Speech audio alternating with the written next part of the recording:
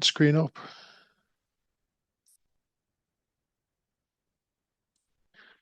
So, hi, I'm Ben, one of the VAG technicians here at Opus IVS. Today we're looking at the VAG common fault code P20EE, NOx catalyst efficiency.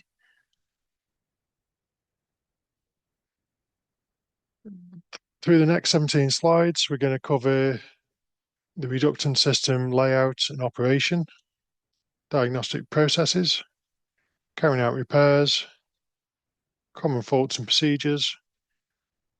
Please use the chat function on the webinar for asking questions.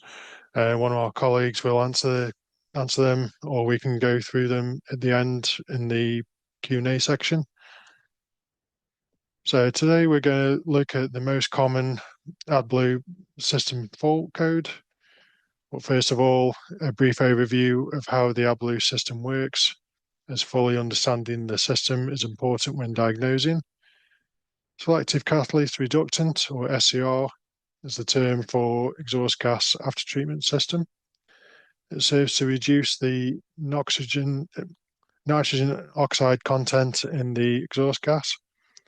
The chemical reaction from reduction is selective. This means that just the nitrogen oxides are reduced instead of all the exhaust gas components. Just to simplify things a little more, the AdBlue comes down the blue and white pipe from the tank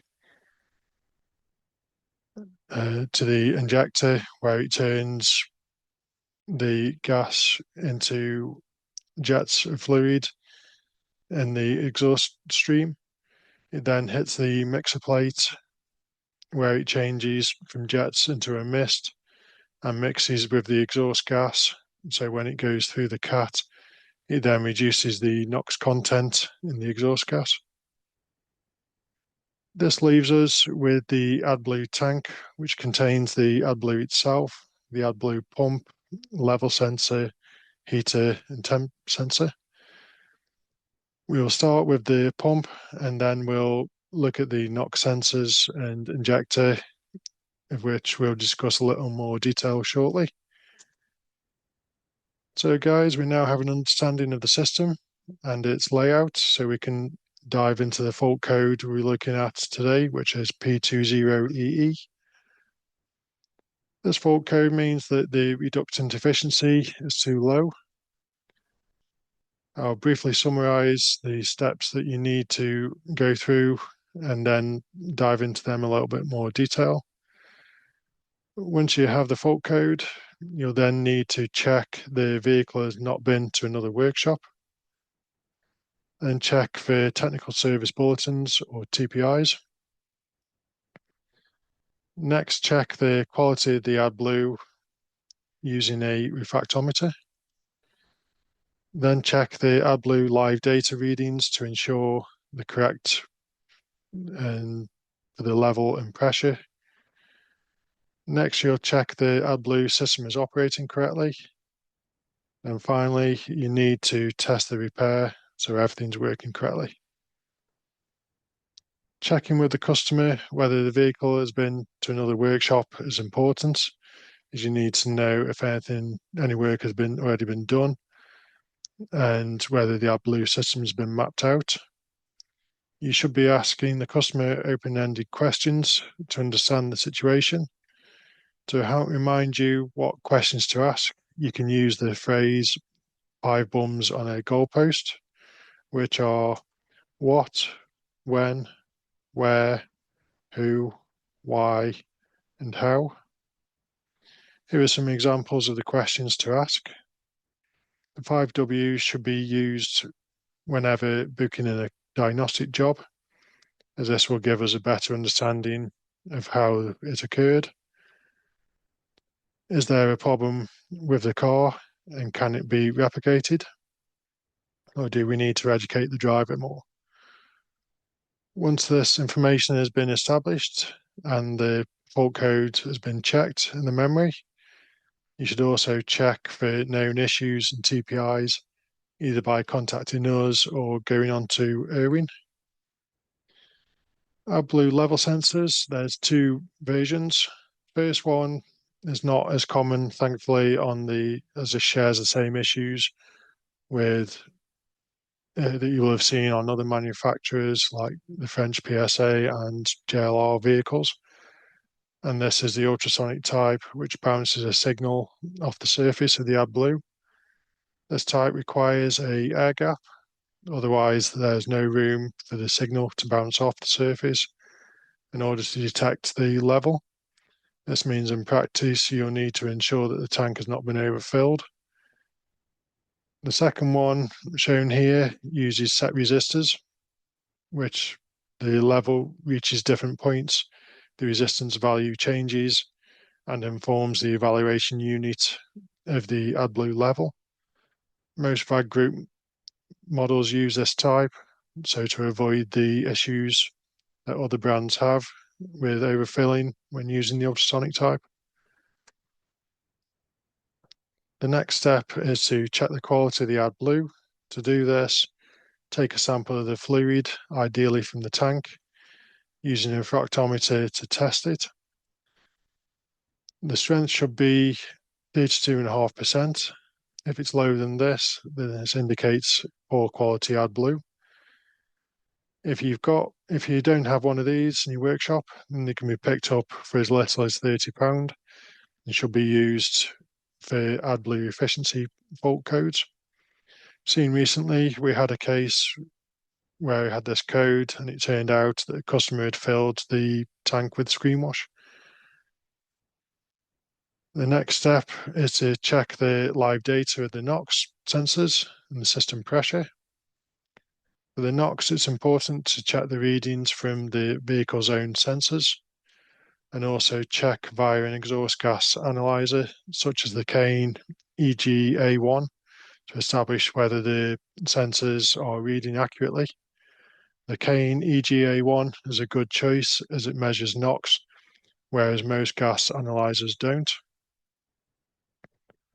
You'll need to get the car up to running temperature with a long test drive, as the sensors do not turn on until exhaust temp sensor 4 is seen about 200 degrees C.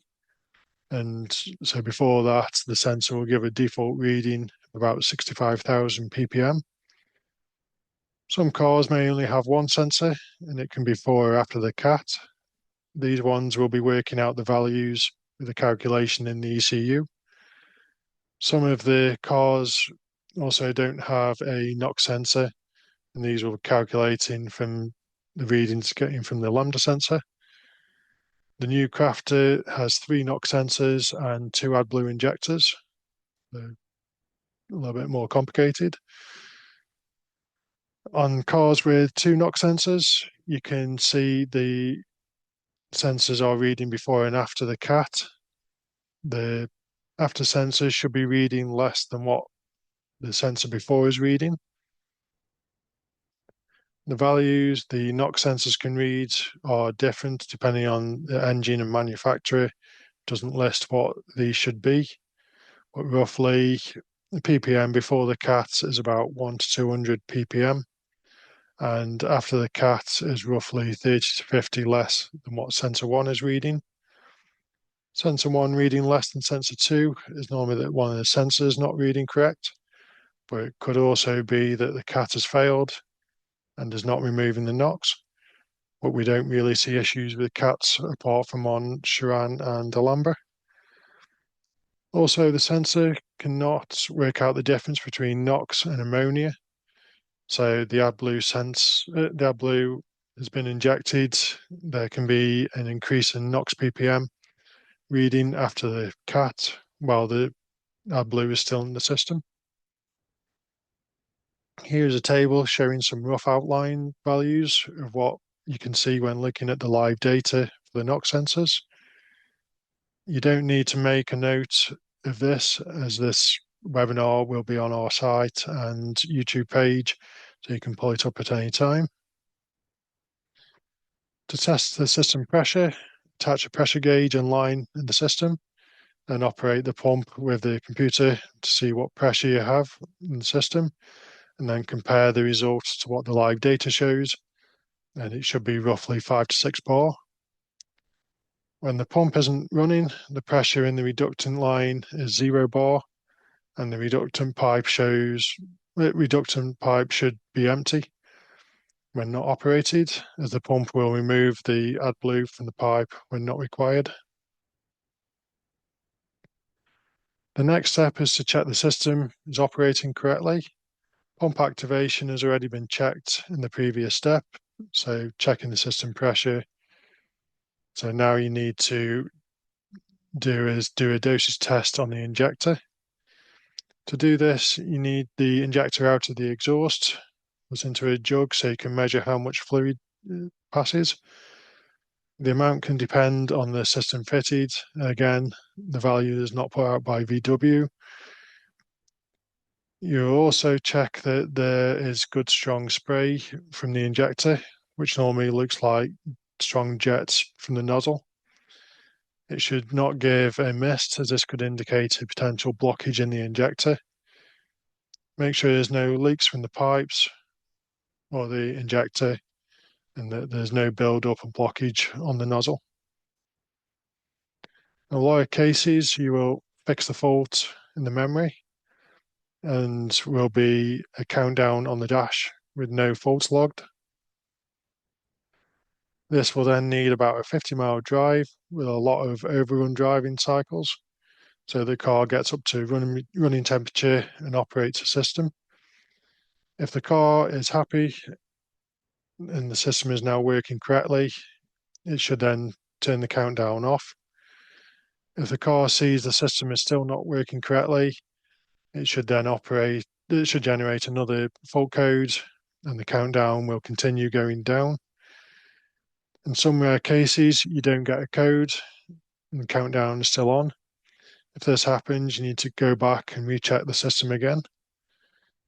Always make sure that the system has not been mapped out, the ECU, as this is becoming very common as the cars are getting older and the cost of new parts being very high. For some models, there is a service regen that can be carried out. This is sometimes a static regen, but in most of the time, you need to drive in a way that it shows on the computer. The prerequisite for this would be that the car has over a quarter of a tank of fuel, as this is a must for a successful regen, which is the start of the process. Audi AdBlue faults, in most cases, ends up being a fault with the tank sender unit. You can usually no longer get these sender units on their own, as they only come as part of a new tank. The new tank are a modified part and require a modified ECU to go with them, which must be coded to the car using the dealer tool, ODIS Online, and a SVM code or software version management code, which you should be able to get, or you should get from the dealer or TPS with the new parts, but you usually have to ask them for it. The coding can be done with the wrap session, and this would be a chargeable session. They also suffer with wiring damage where the loom rubs on the under trays or the side of the tank. Another common issue is there gets an internal leak inside the sender unit, and this can be seen by removing the cover on the bottom of the sender unit and inspecting inside. Due to the common issue with the tank sender units, it's usually best to replace both the tank and the ECU at the same time. However, it's possible to replace just the ECU on its own if the ECU is faulty. When you replace just the ECU, you're not fitting a new and modified part that you would fit when doing the tank. So if the tank then failed a few months later, the tank and ECU would then have to be replaced again. On transporter, there are two TPIs that relate to the P20EE fault, and we see these a lot, so all the steps need to be followed. First TPI is for checking and updating the engine ECU software. There's no table on this TPI to be able to check if the update is needed, so it would be a case of having to put the dealer tool on and see if the ECU will update. There's two ways of checking the software updates are needed. And these would be for you to supply the software part number and software version for module information in the engine ECU. And if there is a TPI that has a table on it for updating the ECU, we can work out whether the update is needed or not.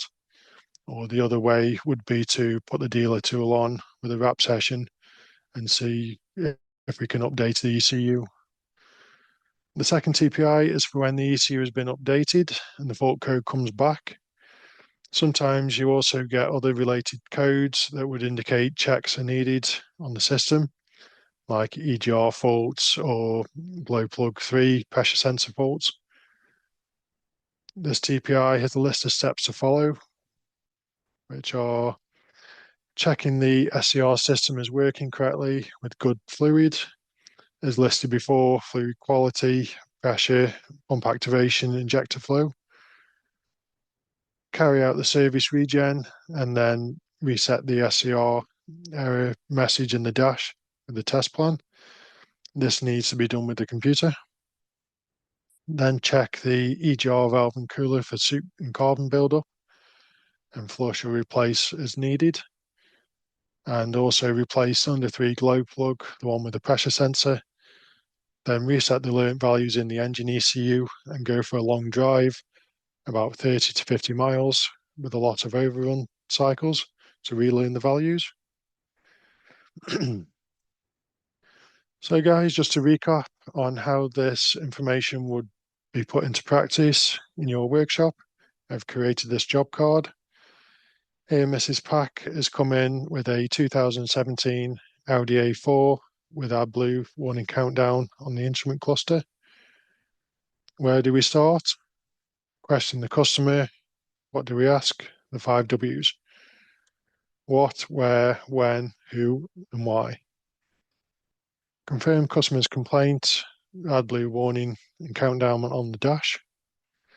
Check the fault codes and check the faults in the memory. You've got P20EE logged. Check for TPIs.